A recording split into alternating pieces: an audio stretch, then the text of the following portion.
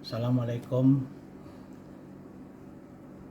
Kita lanjut untuk membahas mainframe. Kali ini yang akan saya bahas adalah tentang kesaktian mainframe. Mari kita mulai.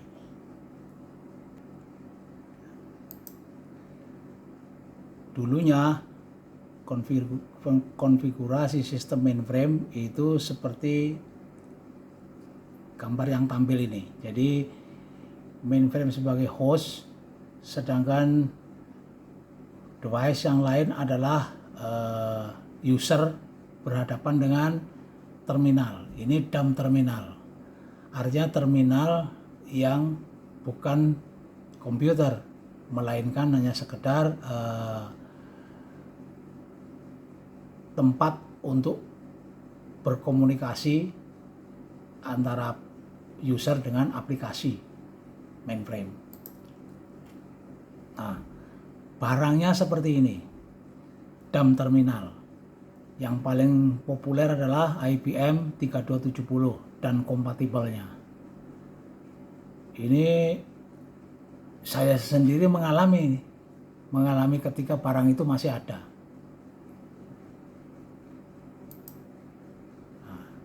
Sekarang generasi mainframe hari ini tidak lagi seperti itu,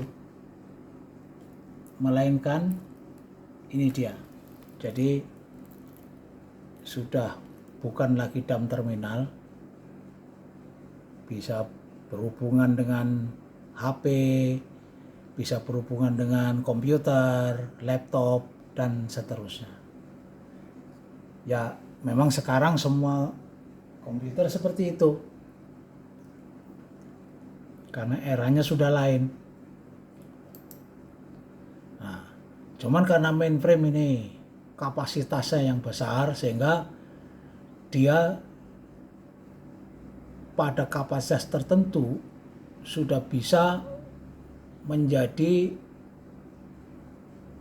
pelayan dari cloud yang ukurannya kalau seandainya dilayani dengan server-server yang lain itu perlu banyak server. Keuntungannya tentu koneksi server yang satu dengan yang lain menggunakan koneksi fisik, sedangkan bila servernya menggunakan mainframe maka tidak ada koneksi fisik, karena cukup dengan satu atau dua mainframe itu layanan yang sama sudah bisa disediakan.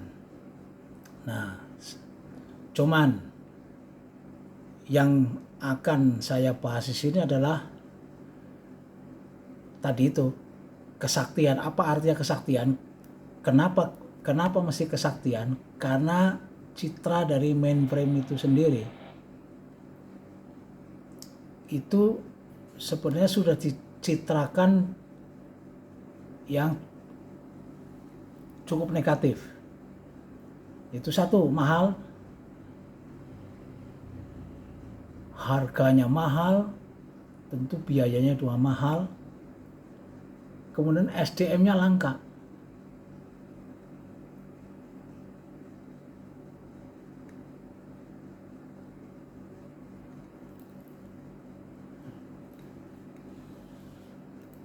Nah, tetapi kenapa masih diproduksi? Nah, ini jawaban paling gampang, ya karena sakti. Jadi sebenarnya karena kesaktiannya itulah barang yang mahal dan SDM-nya langka itu masih tetap ada tempat-tempat yang membutuhkan. SDM-nya langka yang dalam hal ini yang saya maksudkan adalah tenaga technical support, ya, sistem support, yaitu sistem engineer, sistem administrator, itu langka. Dan langkanya itu bukan berarti nyari orang tidak ketemu, ya mungkin iya kalau nyari orang yang sudah expert ya mungkin sulit. Tetapi kalau mendidik ya bisa, saya juga bisa untuk mencetak SDM itu. Nah, apa saja sih kesaktiannya? Kesaktian yang paling populer untuk mainframe adalah scalabilitasnya paling panjang dibandingkan dengan platform lain.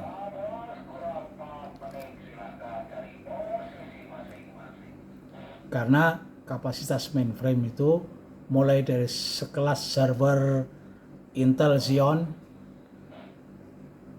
bisa di-upgrade terus hingga menjadi sistem yang sangat besar, large computing system, tanpa harus merubah OS, tanpa harus merubah sistem operasi, sehingga tidak ada investasi baru seperti SDM harus di training kembali, nggak seperti itu. Karena gayanya sama, OS-nya sama, hanya size saja yang makin besar. Kemudian proteksinya itu paling handal dibandingkan platform lain. Sehingga pantas saja kalau dia mahal memang. Proteksinya apa saja yang dianggap handal itu, yaitu proteksi terhadap computing disaster, seperti cybercrime atau unwanted termination. Entah itu karena program hang, atau looping, atau program abnormal termination, abandon. Itu kalau untuk komputer lain itu sudah menyebabkan sistemnya down, untuk mainframe belum. Seperti misalnya kalau kita di Windows itu sudah blue screen, nah mainframe nggak ada lakon seperti itu. Kemudian yang kedua, proteksi terhadap natural disaster. Artinya terhadap gempa, terhadap itu ada tangkisannya, itu ada proteksinya ada. Nah, kita bicara mengenai scalabilitas itu sudah pernah saya bahas juga di video yang lalu. Di sini intinya semua bisa dikembangkan. Nah, bagi user, di mata user kan yang penting processor power sama data storage. Ya.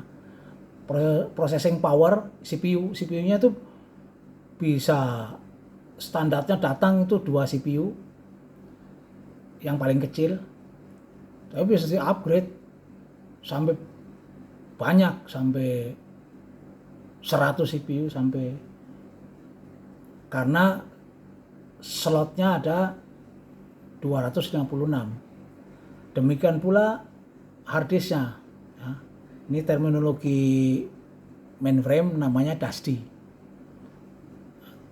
Tapi saya lebih suka menggunakan istilah harddisk saja supaya bisa dimengerti oleh semua pihak, semua kalangan.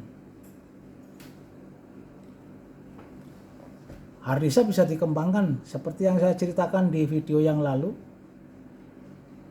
bahwa satu I/O prosesor, nah di dalam terminologi IBM namanya channel subsystem, itu bisa dikoneksi dari 1 hingga 256 channel connection. Nah, masing-masing connection itu bisa disambungkan dengan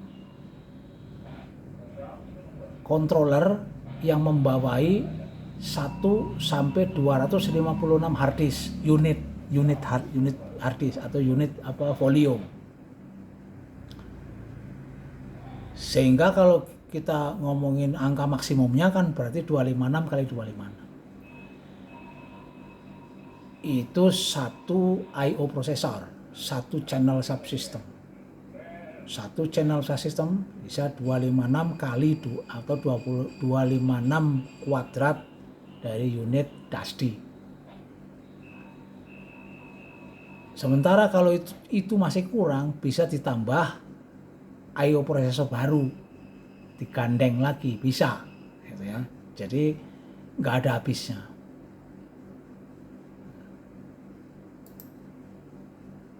Kemudian proteksi dari mainframe ini terbukti paling handal. Bukan hanya dianggap, tapi terbukti ya. Sebelum ke sana kita simak dulu ini masalah berita tentang cybercrime. Ini saya ambil dari CPNC Indonesia. Di situ banyak yang diserang, tapi finansial itu dapat urutan keempat dari 5 sektor yang paling banyak diserang oleh kejahatan cyber.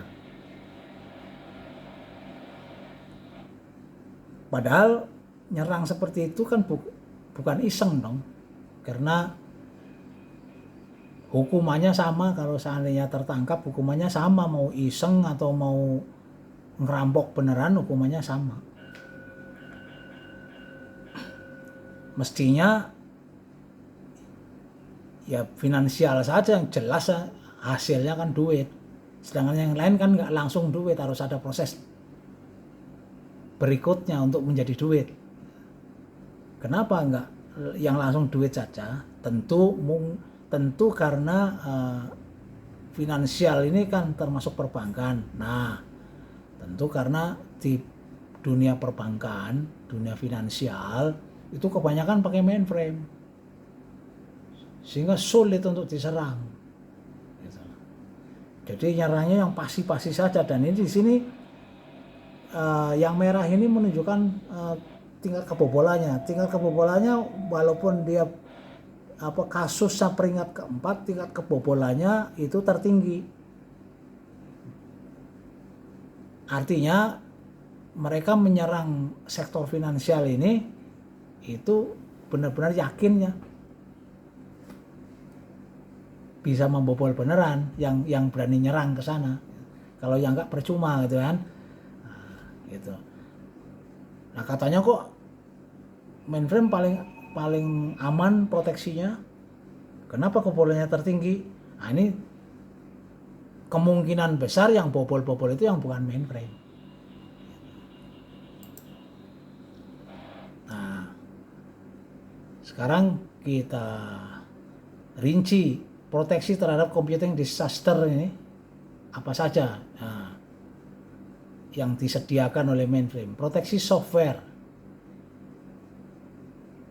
Proteksi software ini sebenarnya sebagian mirip, yaitu ada security server di sini, RECF, kemudian firewall untuk networkingnya, dan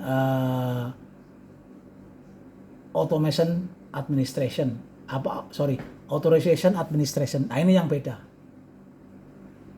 Authorization administration itu artinya memberi otoritas kepada modul-modul program untuk running, mengeksekusi instruksi kontrol. Nah, nanti saya ceritakan. Kita ke yang kedua dulu, yaitu proteksi hardware. Hardware ini memorinya ada key-nya tiap frame. Frame itu 4 kilo size-nya. Frame itu kalau di convert ke virtual itu page. Cuman page size-nya bisa yang terkecil 4 kilo, bisa sampai 2 giga bisa. Terus processing stage-nya di mainframe-nya ada 2 level, yaitu user atau problem state dan supervisor state. Nah, kemudian extended addressing, dan yang keempat adalah crypto. Ini encryption. Ini proteksi yang diselenggarakan atau diakses oleh hardware. Nah, semua proteksi yang disediakan ini memudahkan bagi developer maupun bagi provider, produsen untuk menyediakan atau untuk menyusun recovery management. Nah, ini recovery management inilah yang mampu mengatasi computing disaster. Nah, dari sisi software tadi yang saya sebut authorization administration itu seperti ini.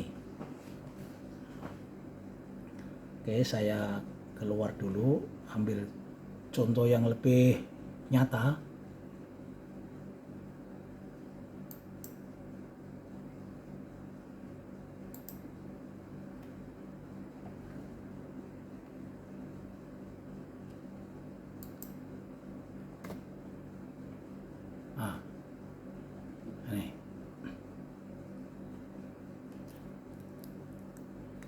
Jelas nggak tuh?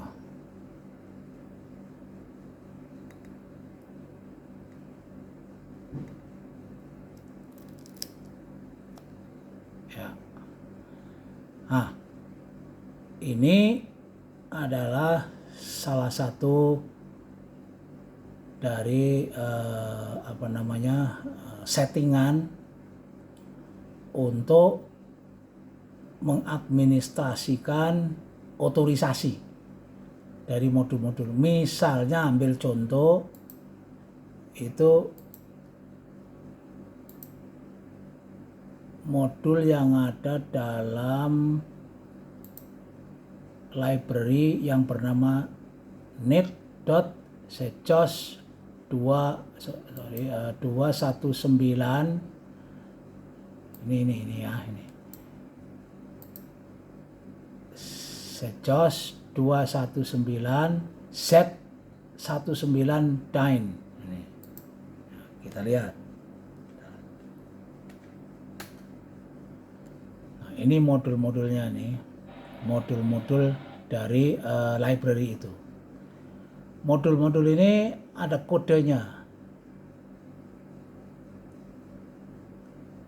Ini modul-modul ini semua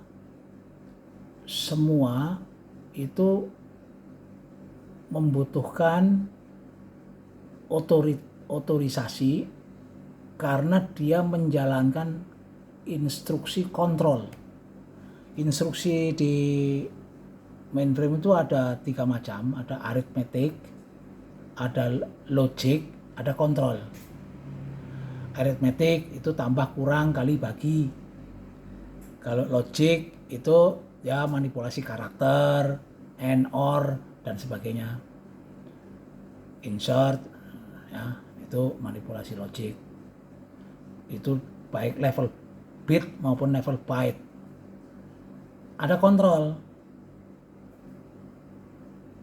Kontrol itu antara lain switch ke supervisor state, ya kan, untuk misalnya disable atau enable interupsi, ya. Terus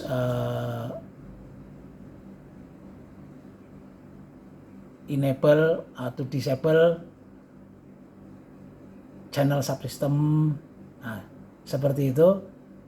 Channel subsystem ID ya, CPID, bukan channel subsystem satu prosesor, bukan. Nah, ini instruksi seperti itu termasuk save state, restore state, dan sebagainya itu adalah instruksi kontrol. Harus dilakukan dalam supervisor state. Tidak bisa dieksekusi ketika sistem jalan dalam mode user state atau problem state, nggak bisa.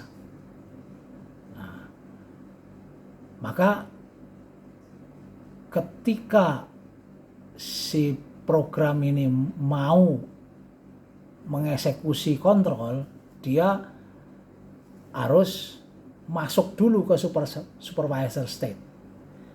Yang masuk siapa? Ya dia masuk. Ya, dia masuk dengan merubah execution kontrolnya yang tadinya problem state menjadi supervisor state. Misalnya dia akan merubah, dia mau mengakses memori tetapi terproteksi karena memori key tadi. Nah, untuk menyamakan, untuk ini memori yang terproteksi tapi dia mau mengakses memori yang terproteksi tadi. Kalau dia dalam supervisor state, dia bisa merubah key-nya, menyamakan key-nya, kemudian baru mengakses. Untuk itu dia harus masuk dulu ke supervisor state. Nah, ketika mau masuk ke supervisor state, itu si operating system akan mendetek dia berasal dari library yang dicantum di sini apa tidak, di APF ini. Di sini dicantum library yang bernama net setjos 219 z19 dyn. Nah, ini namanya match. Oh, berarti masuk. Berarti boleh. Nah, bagaimana kalau tidak boleh? Kalau tidak boleh, begitu switch ke supervisor state dia lakukan, karena switch untuk melakukan itu dia awalnya melakukannya itu dengan pertolongan OS, yaitu melalui supervisor call. Nah, supervisor call yang disebut mode set. Nah, ketika execute mode set untuk berubah dari user state ke supervisor state, itu OS akan melihat ini di setting nggak di situ. Kalau tidak, maka dia digugurkan dengan cara dihentikan paksa. Dihentikan paksa, kodenya 047. Seperti ditembak dengan AK-47 ya. Jatuh dia programnya. Itulah otorisasi. Nah, terus malware seperti itu bisa nggak jalan di mainframe? Bisa, tapi daftarin dulu di sini. Artinya kalau ada malware bisa running di mainframe karena dia diizinkan. Jadi daftar di sini, yang mendaftar siapa? Yang mendaftar sysadmin yang punya otoritas untuk masuk ke situ, itu sysadmin. Artinya entah dia disetujui oleh sysadmin atau dia mencuri passwordnya sysadmin. Nah, bisa nggak dihack supaya masuk ke sini? Untuk menghack itu kan nggak kayak tangan ngorek-ngorek pagar atau apa, tapi ada toolsnya ya. Ini harus dipahami, ini bukan hanya otak doang tapi ada toolsnya gitu. Nah, toolsnya itu kan program gitu. Toolsnya kan software ya. Sama juga orang membobol pagar kan ada toolsnya. Enggak ya, kalau pakai tangan bisa ya itu namanya sakti ya, tapi umumnya tool, entah itu disiram air keras gemboknya, atau dia membawa gunting besar itu yang bisa untuk motong besi bekel, atau mungkin membawa gurinda gitu. Ya apapun caranya, tapi dia bawa tool. Sama dengan orang menghack itu bawa tool, bukan cuman tangan nyentuh keyboard doang, enggak seperti itu ya. Nah, toolsnya itu adalah software itu harus di-execute. Untuk mengeksekut software itu harus, karena tools untuk ngehack itu pasti dia mengeksekusi instruksi kontrol, pasti. Kalau cuma arithmetic dan logical unit, arithmetic dan logical instruction doang nggak bisa sampai ke sana. mesti harus merubah-rubah state atau apa yang semua itu kontrol. Gitu lah. Mendisable ini, mengenable ini, merubah isi memori yang terproteksi, itu semua membutuhkan instruksi kontrol. Ya. Nah, instruksi kontrol itu hanya bisa jalan seperti saya ceritakan tadi. Terdaftar dulu di sini, masuk ke library tertentu, library-nya didaftar di sini. Nah, makanya kalau sampai ada malware jalan di mainframe, itu kemungkinannya satu, didaftar oleh admin, artinya disetujui oleh admin. Ini artinya kriminal bersama. Atau dia bisa mencuri passwordnya admin. Karena otomatis dia udah punya otoritas kalau dia dapat passwordnya kan, dia login aja masuk terus robah itu, save, udah selesai. Seperti itu, ya. Oke, kita kembali ke slide.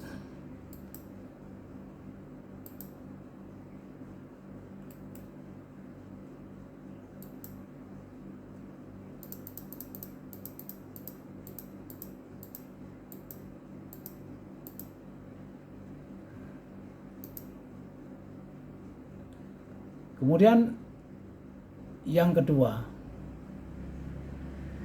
itu proteksi terhadap disaster, natural disaster maksud saya, natural disaster. Kalau yang tadi adalah computing disaster, yang sekarang natural. Masa sih komputer kok bisa tahan terhadap gempa atau tanah longsor, masa? Ya enggak seperti itu maksudnya. Tapi mainframe punya fitur untuk dikonfigur saat tersebar. Ini mohon dimengerti perbedaan antara tersebarnya networking dengan konfigurasi mainframe ya. Kalau ini konfigurasi mainframe itu yang dimaksud komputernya yang dimaksudkan, bukan jaringannya, bukan. Tapi komputernya seperti jaringan. Nah itu bedanya. Komputernya seperti jaringan, bukan jaringan komunikasi TCP/IP internet, bukan seperti itu. Tapi komputernya itu seperti jaringan, dikonfigurasi seperti jaringan. Nah ini contohnya. Jadi komputer itu kan ada CPU, ya, ada memori, kemudian ada hard disk ya. Kan ini umumnya ada dalam satu casing kan, kalau kita ngelihat kayak PC ya, satu casing. Kalau mainframe yang satu casing ini satu casing, dia casing lain. Mini komputer seperti AS400, seperti sistem I, sistem X, itu kadang satu casing, kadang beda casing berada di sebelahnya. Mainframe pun seperti itu. Mainframe selalu antara hard disk dengan ini selalu beda casing, boxnya beda. Dia box sendiri, ini box sendiri, tapi berada di sebelahnya. Nah, ini yang tadi saya maksudkan koneksinya dengan channel subsystem ini. Nah, di sini sebenarnya ada I/O prosesor dulu, baru di depan unit-unit ini ada control unit. Nah, tapi ini untuk meringkas ya langsung aja gambarnya seperti ini biar lebih mudah dipahami.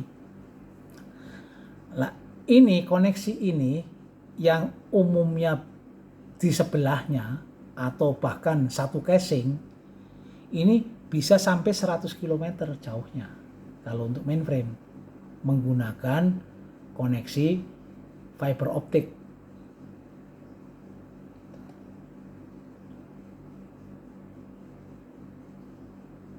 Speednya bagaimana? Speednya tinggi.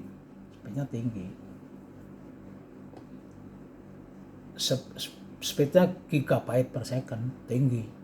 Jadi tidak terasa. Kemudian ininya sendiri juga bisa di mirroring. Si harddisknya itu bisa di mirror ke harddisk lain di sebelahnya atau berjarak puluhan kilometer, sehingga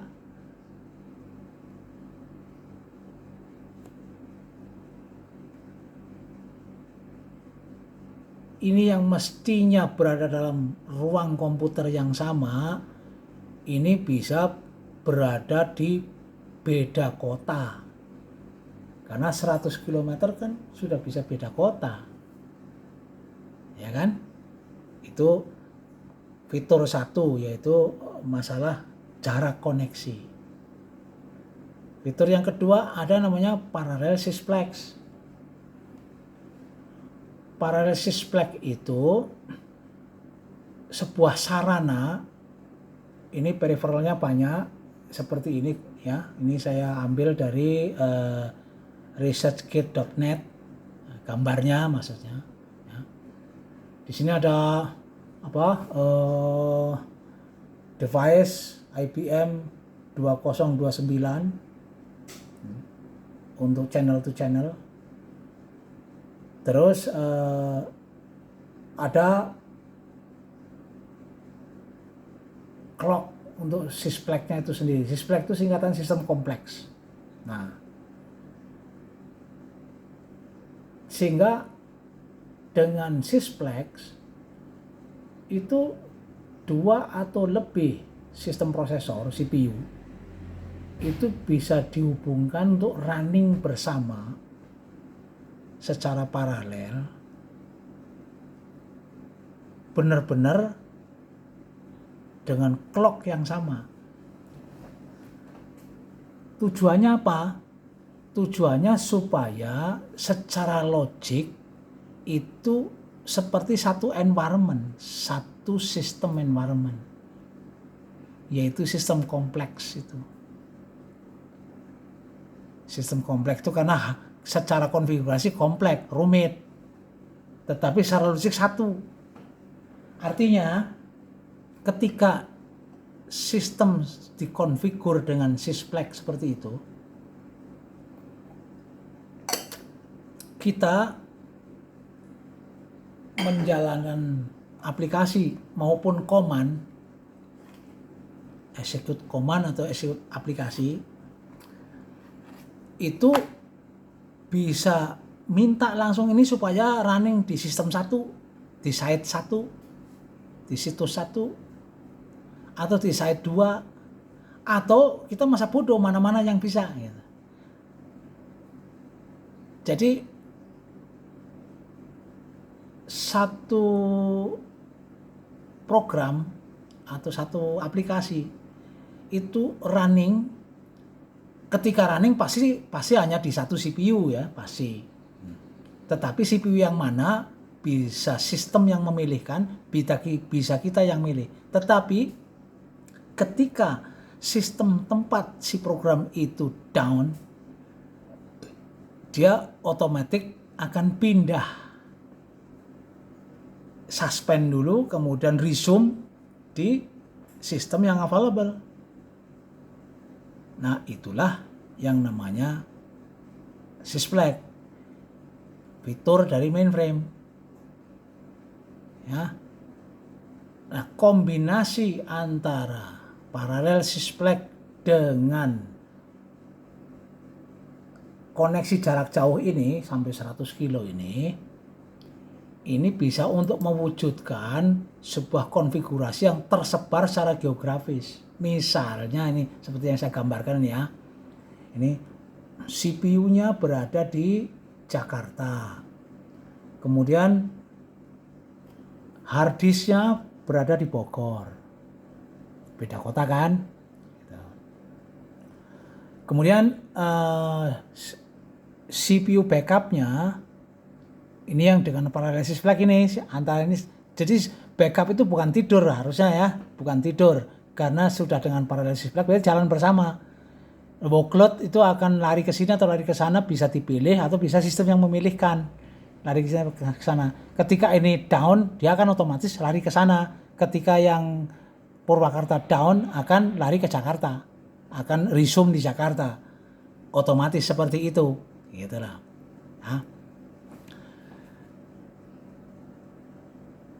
Nah, kemudian Purwakarta, harddisknya di Cirebon. Ini masalah nama-nama Jakarta, nama-nama kota, ada Jakarta, ada Purwakarta, ada Bogor, ada Cirebon. Ini belum tentu tepat ya, karena tadi batasan sebenarnya untuk sampai dengan hari ini itu maksimum 100 kilo. Nah itu 100 kilo apa enggak? Kalau enggak ya dikoreksi. Tapi ini kan saya hanya contoh saja. Jadi seperti itu kira-kira ya konfigurasinya. Nah sehingga andekan ini di Jakarta ini misalnya terjadi banjir sehingga CPU-nya koslet ya, maka otomatis workload yang di sini akan resume di Purwakarta. Itu maksud proteksinya di situ. Ya, bukan banjir kemudian ini bisa berenang enggak, atau longsor ini bisa bangkit dari urukan tanah enggak seperti itu. Tetapi manakala terjadi musibah terjadi di Jakarta, ya langsung workload-nya akan boyong ke Purwakarta.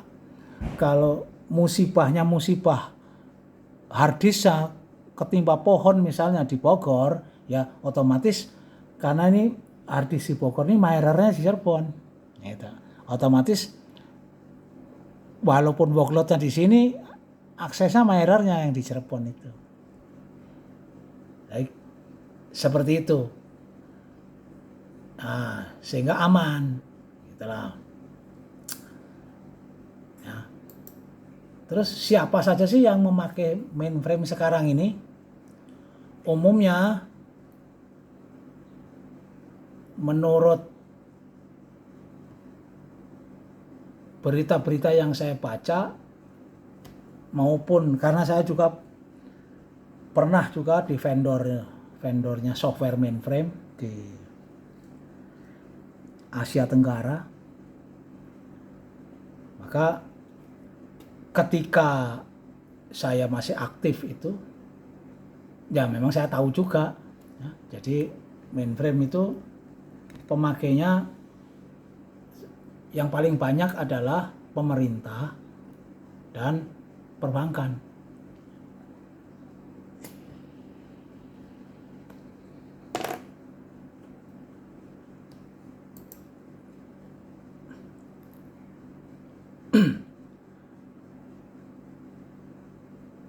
Di pemerintah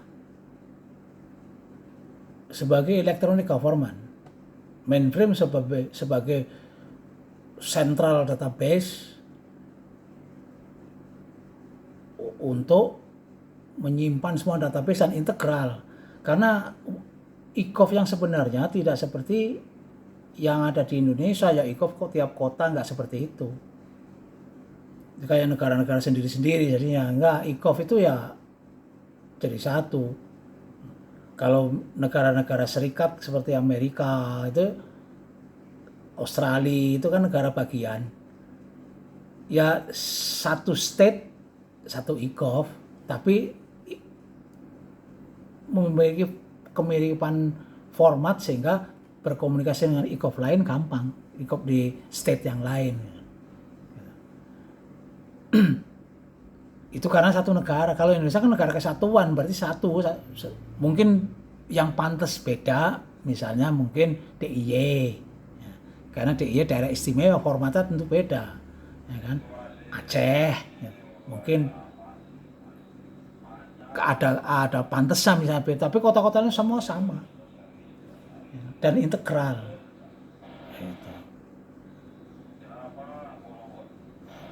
Bukannya di beda sendiri, nanti setiap desa pun punya ICOF sendiri, nggak kayak gitu, nanti runyam malahan kan. Kemudian perbankan ya, perbankan itu karena setiap digit itulah harta dari customer, maka keamanannya itu kalau di negara kayak misalnya Malaysia tuh aturan bank sentralnya sana, BI-nya sana lah, ibaratnya BI-nya sana. Itu mengharuskan harus bisa ini, harus bisa itu, harus apa? Comply ini, harus comply itu. Sehingga itu semua yang cocok hanya mainframe. Gitu lah.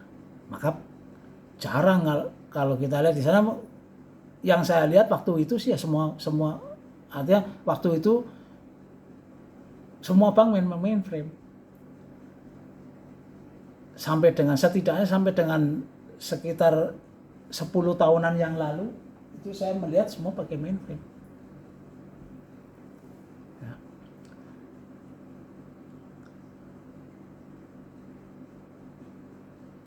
Nah yang pasti kan itu tadi mainframe ada citra buruknya tadi, mahal dan sulit mencari SDM-nya. Nah kalau gitu kenapa masih diproduksi?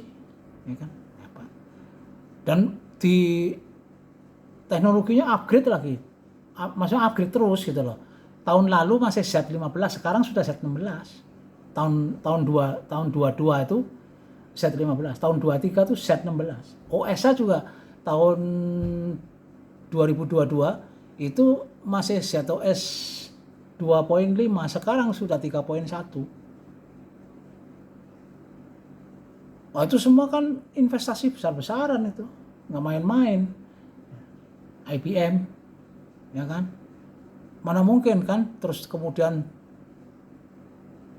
ngawur barang nggak laku di jawabanin seperti itu. Ya.